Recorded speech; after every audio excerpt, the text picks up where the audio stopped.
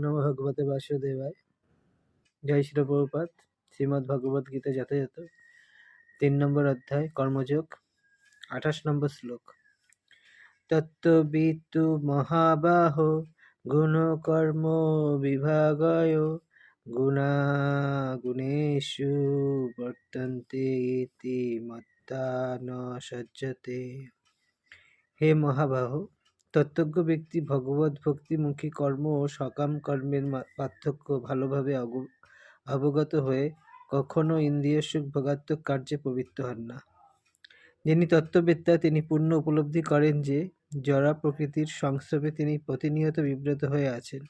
তিনি জানেন যে তিনি হচ্ছেন পরম পুরুষোত্তম ভগবান শ্রীকৃষ্ণের অবিচ্ছেদ্য অংশ এবং এই জড়া প্রকৃতি তার প্রকৃত আলয় নয়।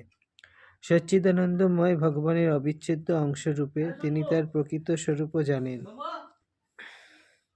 তিনি হৃদয়ঙ্গম করেছেন যে কোনো না কোনো কারণে তিনি দেহাত্মবুদ্ধিতে আবদ্ধ হয়ে পড়েছেন।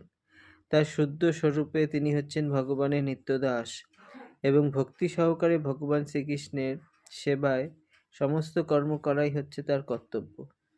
তাই তিনি কৃষ্ণ ভাবনাময় কার্যকলাপে নিজেকে সম্পূর্ণভাবে নিয়োজিত করেন এবং তার ফলে স্বভাবতই তিনি আনুষঙ্গিক ও অনিত্য জড় ইন্দ্রিয়ের কার্যকলাপের প্রতি অনাসক্ত হয়ে পড়েন।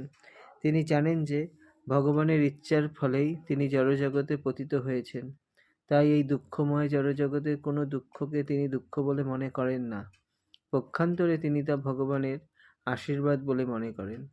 শ্রীমদ্ ভগবতে বলা হয়েছে, যিনি ভগবানের ৩টি প্রকাশ ব্রহ্ম, পরমাত্মা ও ভগবান সম্বন্ধে জানেন তাকে বলা হয় তত্ত্ববিদ, কারণ ভগবানের সঙ্গে তার নিত্য সম্পর্কের কথা তিনি জানেন।